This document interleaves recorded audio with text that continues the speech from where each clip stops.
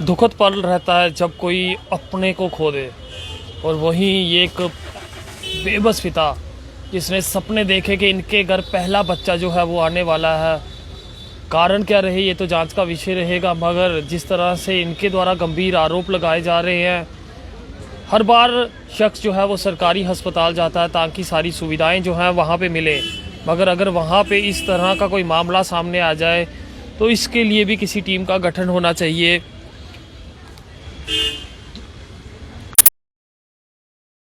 से कि इतने बड़े सदमे से ये निकल सके, क्योंकि इनकी पत्नी जो थी वो प्रेग्नेंट थी, हॉस्पिटल में इलाज हो रहा था, मगर गंभीर आरोप जो है वो इनके द्वारा लगाए जा रहे हैं। क्या नाम है आपका? मेरा नाम राकेश कुमार है। राकेश जी कहाँ के रहने वाले हैं? मैं पंचैरी का रहने वाला हूँ। क्या ये पूरा मामला हुआ है? मैं 16 तारीख को डिस्ट्रिक्ट उधमपुर में आया था, तो हम ऐसे आए थे, चेक करवाने के लिए आए थे।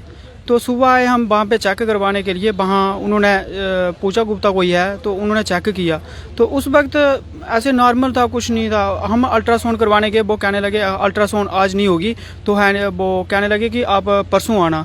तो हम कहने लगे कि कर दो, अगर कर सकते हो। उन्होंने कहा नहीं, अगर ज़्यादा करवानी है तो आप बाहर जाके करवा सकते हो। तो हम गए, तो हमने अल्ट्रासाउंड करवाई, उसमें बेबी बिल्कुल नॉर्मल था, उसमें ग्रोथ भी पूरी थी। तो वो हमने फिर अल्ट्रासाउंड डॉक्टर को दिखाई, वो कहने लगे कि आपका बच्चा ठीक है, बेबी ठीक है, नॉर्मल डिलीवरी से हो जाएगा। हमने सारी रिपोर्ट्स 2 बजे तक कलेक्ट की, तो 3 बजे उनको नॉर्मल दर्द होने लगा। जैसे दर्द होता है तो हम डॉक्टर के पास जाते हैं, हम कहने लगे कि इनको बहुत सारा दर्द है, तो किसकी कंडीशन। वो कहने लगे कि इनको ना सर्दी का दर्द है, इनको चाय पिलाओ बाहर तो ठीक हो जाएंगे। मैं गया कंटीन में, मैंने चाय पिलाई, तो वो दर्द बढ़ता जा रहा था। तो 10 बजे तक उन्होंने, डॉक्टर ने मेरी फाइल फेंकी। वो कहने लगे आपको बार बार बोला है कि जे नॉर्मल है, जे सर्दी की है, जे कुछ नहीं, वो दर्द नहीं है। तो हम वहाँ पे रुक गए। तो रात को कोई 2-2:30 बजे उनको फिर से पेन स्टार्ट हो जाती है, तो हम बस करते हैं, तो छोटी गाड़ी करके उधर हॉस्पिटल में पहुंच जाते हैं। जैसे हॉस्पिटल में पहुंचते हैं, वहाँ पे एक नर्स थी, तो नर्स को बोला कि इनको दर्द हो रही है। तो उन्होंने पर्ची देखी, वो कहने लगे फाइल लाओ। मैं फाइल लाने ऊपर पर्ची के काउंटर पे गया, तो मैंने पर्ची जैसे लाई, मैं वहाँ पे पहुँचा, तो उन्होंने पेशेंट अंदर लिया, अंदर जाने नहीं देते लेबर रूम में। तो उन्होंने कई बार फिर मेरी मोम थे, तो उन्होंने कहा कि वो पेशेंट को देख रहे नहीं है, वो दर्द से तड़फ रही है, तो उनको बोलो कि आप इनका इलाज करो, कुछ करो। तो मैंने कहा, नर्स दूसरे रूम में थी, वो फ़ोन चला रही थी। तो मैंने देखा, मैंने बोला कि मैम आप इधर फ़ोन चला रहे हो, तो उधर देखो मेरा पेशेंट दर्द से बुरा हाल हो रहा है। तो वो जैसे ही उस जाते हैं, तो उसके मेरे कहने के बाद उन्होंने ग्लूकोज लगाया उनको। फिर वो बाद में क्या, उनको बड़ी सारी दर्द हो रही थी, उन्होंने 2 इंजेक्शन लगाए। वो मेरी वाइफ बता रही थी कि उन्होंने जैसे इंजेक्शन लगाए वैसे उनकी दर्द ख़त्म हो गई। तो उसके बाद टाइम कोई 5 बज गए सुबह के। तो वो नर्स कहती है कि आप जल्दी से जाओ, डॉक्टर को बुलाओ, तो आपके बच्चे ने पॉटी कर दी है। तो मैं डॉक्टर जी के पास जाता हूँ, तो वो कहते हैं कि आप बार बार मेरा दरवाज़ा खड़खड़ाते हो। मैंने कहा सर मैं इस वक्त बुरी कंडीशन में हूँ, मेरी वाइफ जी उनको प्रेगनेंट्स हैं, तो उनको देखो आप, उन्होंने पॉटी कर दी है। वो कहते हैं कि जैसे बच्चा अगर पॉटी कर दे तो उसके बाद ऑपरेशन करना चाहिए, तो आप ऑपरेशन करो। हाँ मैं आपकी टीम को भेजता हूँ। वो गए उधर, तो कहते हैं कि आप जहाँ पे साइन करो। मैंने बोला क्यों साइन करने हैं? ऐसे ही साइन करने पड़ते हैं कि आपके अगर बच्चे को कुछ हो जाए तो बाद में हमारे ऊपर कोई ब्लेम ना हो। मैंने कहा जो भी करना है आप जल्दी जल्दी कीजिए ताकि दोनों सेफ रहें। तो वो डॉक्टर जी वो वहाँ से चले गए। फिर मेरी वाइफ वो भेजती हैं मेरी मोम को, तो मैं उनको बुलाओ। मैं अंदर गया तो वो रोती हुई वो कहती हैं कि आप प्लीज़ जहाँ से चले जाओ, मेरे को ले जाओ कि ये मेरा इलाज नहीं कर रहे हैं। मैं डॉक्टर के पास गया, मैंने उनके आगे हाथ जोड़ के रिक्वेस्ट की कि आप अगर नहीं बचा सकते हो, नहीं अगर ठीक हो सकते तो आप एक काम करो, मुझे रेफ़र कर दो, मैं कहीं भी ले जाता हूँ। वो कहने लगे नहीं नॉर्मल होगा, हो जाएगा, अभी आप मेरी टीम आ रही है, अभी आ रही है। तो वहाँ पे कोई टीम नहीं आई। तो 8 सुबह के कोई 7-8 बज के तब तक बेबी ख़त्म हो गया था। नर्स बोलते हैं कि आपका बेबी ख़त्म हो गया, तो आप इसको अंदर से लाया, तो आप इसको अपने पास रख सकते हो। तो जो कि मेरी वाइफ है, तो वो उसकी कंडीशन बहुत ज़्यादा ख़राब थी। तो उन्होंने थोड़ी 9 बजे तक जैसे टीम आती है, तो उन्होंने उसकी डिलीवरी करवाई, वो मेरे को बेबी दिया बाहर। तो उन्होंने बाद में जो छोटा ऑपरेशन किया हुआ था उसको स्टिच लगाने पड़े, अंदर पता नहीं क्या क्या किया उन्होंने, तो कुछ पार्ट्स वो उसमें छोड़ दिए उन्होंने। मैं अपने बेबी को लेके अपने गाँव में चला गया, वहाँ पे चला गया। तो वहाँ पे जैसे वापस आया तो मेरी वाइफ बहुत ज़्यादा बहुत ज़्यादा बैड कंडीशन में थी। तो मैंने उनको कहा सर अब तो रेफ़र कर दो, अब किसका इंतज़ार है। अगर आप बोलने लगे कि हाँ आपका वहाँ पे ऑपरेशन होगा, जे होगा, जहाँ पे रिस्क किया आप अभी ले जाओ जे।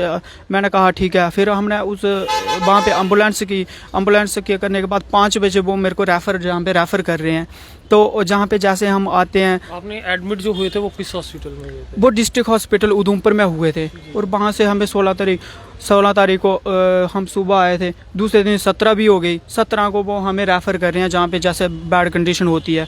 जैसे फिर हम जहाँ पे शालामार हॉस्पिटल में आते हैं, तो शालामार हॉस्पिटल में आने के बाद हमारी जैसे फ़ाइल उन्होंने रेफ़र किया था, हमने वहाँ पे फ़ाइल शाइल बनाई। तब तक तो उन्होंने मेरे पेशेंट को अंदर वो ट्रीटमेंट चल रहा था। फिर मैंने उनको ब्लड दिया, ब्लड के साथ फिर उन्होंने जहाँ पे अच्छा ट्रीटमेंट किया। डॉक्टर को मैंने फ़ाइल दी, वो कहने लगे कि काश कि आप सुबह आ जाते तो हम आपके बेबी को बचा देते, कि नॉर्मल डिलीवरी थी, इसमें कुछ करने की ज़रूरत नहीं थी, नॉर्मल डिलीवरी थी। अगर बेबी को अगर हमारे पास अगर ऐसी कोई आ जाता है समस्या कि अगर बेबी अगर पेट में पॉटी कर दे तो हम उसका ऑपरेशन कर देते हैं। उन्होंने ऑपरेशन क्यों नहीं किया, वो उनकी है। तो हमने लापरवाही हुई है उनकी, हाँ लापरवाही है। मेरी मैम जो वाइफ है वो चलाती रही, वो कहती रही कि आप दर्द ना लो, हमारा अभी डॉक्टर जो हैं वो अभी 10 बजे आएंगे। अभी आप ही बताओ कि 10 बजे तक कौन सी लेडी अपने दर्द को छुपा सकती है।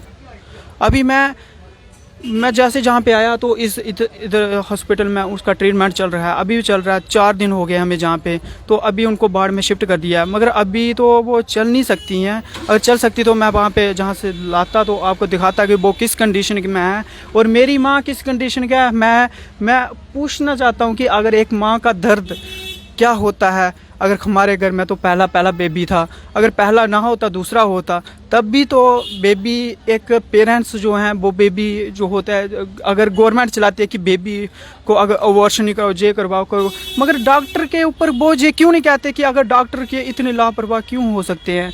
उनसे तो अच्छे हमारे शालामार के इधर डॉक्टर हैं जो इतने अच्छे नर्स वगैरह वो सब देखते हैं, उसका ख्याल रखते हैं। उधर तो ऐसे फाइलें फेंकते हैं जैसे कि कोई है नहीं। सिफारिश वाला हो तो हमें पहले बता देते, हम भी सिफारिश बोल देते हैं कि हमारे देखो इतने, अगर वो इलाज नहीं कर सकते तो पहले है। आप इनके बच्चे की आत्मा की शांति के लिए ज़रूर दुआ कीजिए। पहला परिवार का बच्चा इनके वो नुकसान हो गया, मृत्यु हो गई, दुखद रहता है। और जिस तरह के गंभीर आरोप ये सब डिस्ट्रिक्ट हॉस्पिटल उधमपुर के ऊपर लगा रहे हैं, तो इसकी भी जांच होनी चाहिए कि आखिरकार क्या ऐसी वजह हुई। और जिस तरह से इनको कहा गया जब तक डॉक्टर नहीं आएंगे, क्या वहाँ पे कोई और डॉक्टर नहीं था?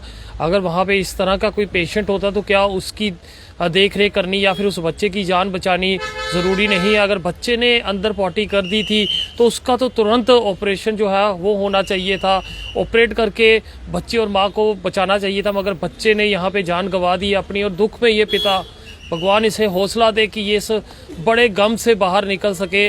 और अपील रहेगी एलजी प्रशासन जी से भी कि आखिरकार ऐसा मामला क्यों आया, इस पे भी गौर फरमाएं।